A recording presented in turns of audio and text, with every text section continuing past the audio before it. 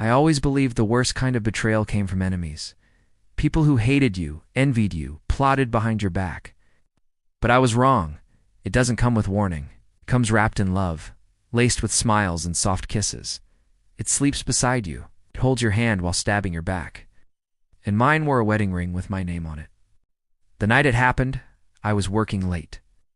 Quarter end at the firm meant long hours, and I'd already promised Leah I'd make it up to her that weekend. She didn't respond to my last text. I figured she was asleep. Turns out she wasn't. She was very awake, just not in our bed. I came home past midnight. House was quiet, lights off. But something felt off.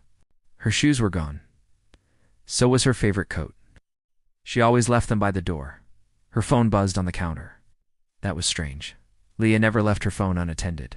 Never. And then, phone buzzed again. I glanced. Just a glance. Until I saw the name Travis. I wasn't even looking for answers. But they slapped me anyway. Last night was insane, still thinking about you. Can't believe your husband didn't notice. I stood there, staring, my world shifting beneath me like wet concrete. My mouth went dry. My throat burned. I wanted to throw the phone, break something, but I didn't. I kept reading, more messages, more filth. She'd been meeting him for weeks, hotel rooms, workouts, girls' nights, all lies. All while I was out there killing myself to build our future. I should have confronted her right then, screamed, demanded answers, but I didn't. Something in me snapped, not loudly, like glass, quietly, like a rope tightening. Cold, slow, and deliberate. She thought I was a fool. She thought I'd never find out. She was wrong. Put her phone back exactly where it was. Sat at the dining table. Waited. At 1:26 a.m., the door creaked open. She tiptoed in like a teenager sneaking past curfew, hair messy, lipstick smudged, perfume unfamiliar. She didn't even realize I was there until she turned on the light. Her smile froze. "Babe, you scared me," she laughed nervously, keys jingling. I just looked at her. She paused. "You're home early. Late," I corrected. My voice was flat. There was a long silence. I stared at her, letting her squirm. I could tell she knew, or at least suspected. But I didn't say a word. Not yet. I didn't sleep that night. While she showered, I copied everything from her phone. Texts, photos, voicemails, even her cloud backup. Every disgusting lie she fed me. Every time she left our home to meet him, I needed evidence. It's not to confront her, but for what came next. Over the next few days, I played the role of a loving husband. Made her breakfast, kissed her forehead, listened to her talk about yoga.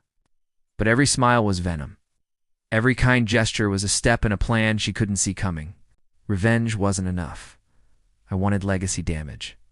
I researched Travis. First his number, then his socials, then his employer. He wasn't just some gym flirt. He was a married man with kids. Family man who preached about discipline and loyalty online. Oh, the irony. His wife's name was Camille. She deserved to know. But I wasn't going to just tell her. I dug deeper, found her workplace, her friends. I started creating a file. A well-organized package of truth, pictures, dates, screenshots, receipts. I even had the hotel booking records. Leah always used the same login. Sloppy, entitled, arrogant, just like their affair. Leah started getting bolder. Maybe she thought she was winning. She stayed out longer. Smiled more when texting. Wore perfume I'd never bought. She didn't know she was walking deeper into my trap. And I played the quiet, loving fool. Until the night I dropped the match. It was a Friday. I took her to dinner, her favorite spot, or the watch she gave me on our anniversary. Held her hand across the table, told her she looked beautiful. She blushed. She actually blushed. And that's when I knew. She didn't just betray me. She underestimated me. Back home, while she poured wine, I said I needed to check something in the garage. Instead, I slid the flash drive into my laptop and scheduled an email, 2 of them. One to Travis's wife, one to Leah. Attached everything. Subject line, "You deserve the truth." The clock struck midnight. Send.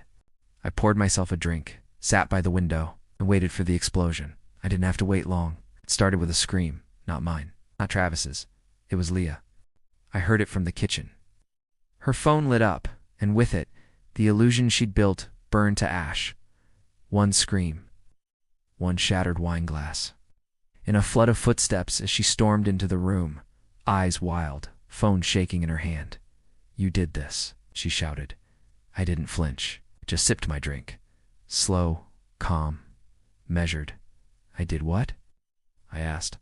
She shoved the screen in my face. "You sent this to me?" And to Travis's wife. I leaned back and stared at her like a stranger, and that's exactly what she was now. "I sent the truth," I said. Leah staggered backward like I'd slapped her. Her voice cracked. You ruined everything." "No," I said coldly. "You did." She stood there in silence, pale and trembling. For once, she had no words. She wasn't used to this version of me, the one who didn't beg, didn't yell, didn't crumble. That's what scared her the most. My silence, my restraint, my power. Within the hour, the second bomb dropped. Travis's wife, Camille, went nuclear. Turns out she'd already had suspicions. She just never had proof. Until I gave her everything. Screenshots of hotel bookings, dirty messages, photos that left nothing to the imagination. She sent a group message to Leah and Travis. One word. Disgusting. Leah tried damage control. "She's overreacting," she hissed. "We didn't plan this. It just happened." I tilted my head. "You tripped and fell into a man's bed." She lunged forward, desperate now. "I made a mistake." "But I still love you. Stop." I cut her off. She froze. I leaned in. Calm. Icy. "I don't want your love. I want you to remember what you lost." She collapsed into a chair, sobbing. Kind of sob that used to pull empathy out of me like a trigger. Not anymore. She asked if we could talk, just the two of us. I let her speak, let her pour out every excuse she had rehearsed. Then I pulled out a manila envelope. Divorce papers, already signed, already filed. She stared at it like it was a death certificate. In a way, it was. "You already prepared this?" 2 weeks ago, I said. "You were too busy with Travis to notice." She reached for my hand. I moved it. Her face fell. I left the room. She didn't follow. I didn't sleep that night. Not from heartbreak, but from adrenaline. Revenge is often loud and messy. Mine was surgical, and it wasn't over. The next day, I called her parents. Told them everything. Not out of spite, but because they deserved to know who their daughter had become. Her father, strict old-school man, hung up the phone in stunned silence. Her mother texted me later. "I'm sorry, son. You didn't deserve this." Damn right I didn't. Travis's world was collapsing too. His wife kicked him out. Posted the screenshots online. Tagged him. Tagged Leah. It went viral in our circle. Even his workplace got wind of it. He was on the verge of losing his job, his family, his image. I didn't lift a finger. I just watched it all burn. Meanwhile, Leah tried one last card pity. She called crying. Said she couldn't sleep. Said she was spiraling. Asked if we could meet and talk. I agreed. Not because I cared. Because I wanted to look her in the eye one last time and let her see exactly what she'd lost. We met at the park. Public, neutral. She showed up looking like a ghost of herself. No makeup, puffy eyes, hoodie hiding her face. She said she missed me. She said she'd made the biggest mistake of her life. "I don't expect forgiveness," she whispered. "But I hope someday you'll remember what we had." I smiled. "I do remember," I said, "and that's why I'll never let you near me again." That was the moment. The exact second her soul cracked. She didn't cry. She didn't scream. She just nodded because she knew there was nothing left to say. I walked away. And this time, she didn't follow. 3 months passed. I moved into a better apartment. Got promoted. Hit the gym harder. Laughed more. Slept deeper. Her friends tried to reach out. Said she was depressed. Said she regretted everything. I blocked every number, because here's the truth. She never expected consequences.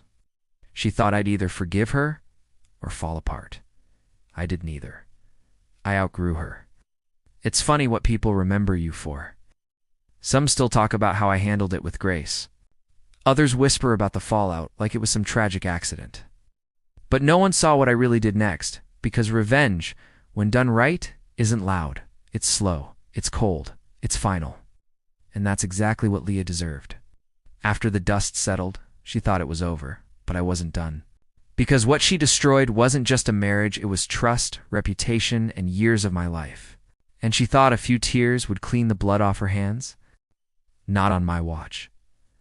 I started with the friends. It's the ones who had seen the red flags but never warned me.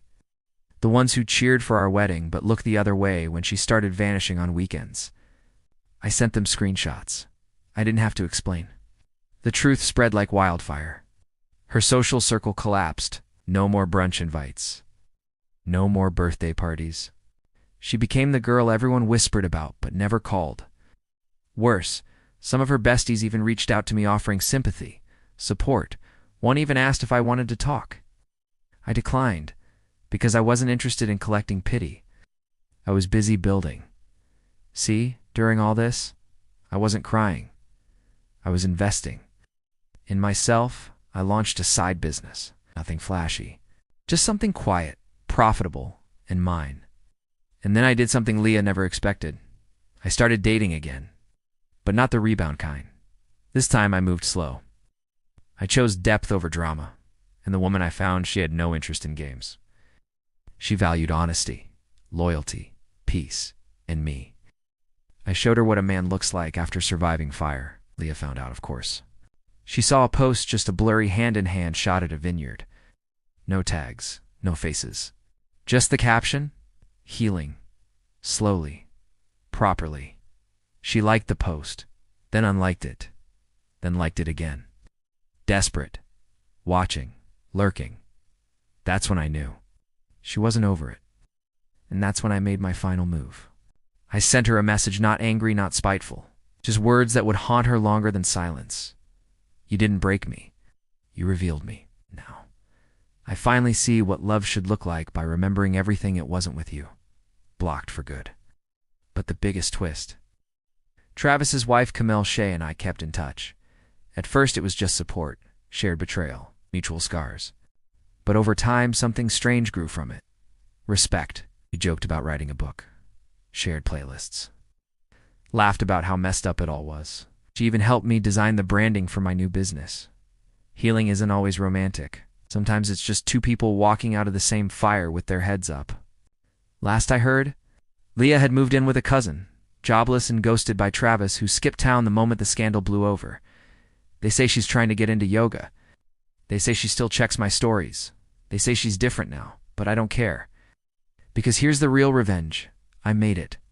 Without her. I didn't need to scream, post receipts, or burn her clothes in the driveway. I just became everything she thought I couldn't be, without her dragging me down. If you've ever been betrayed, remember this. You don't need to scream for the world to hear you. Sometimes your silence speaks loudest when you're busy building a life they can't access anymore. Forgiveness is optional. Closure is overrated. But peace, that's everything. If this story hit home, don't forget to like, subscribe, and share. Your healing starts with a choice on. Sometimes the best revenge is never looking back. Thank you for listening, and goodbye.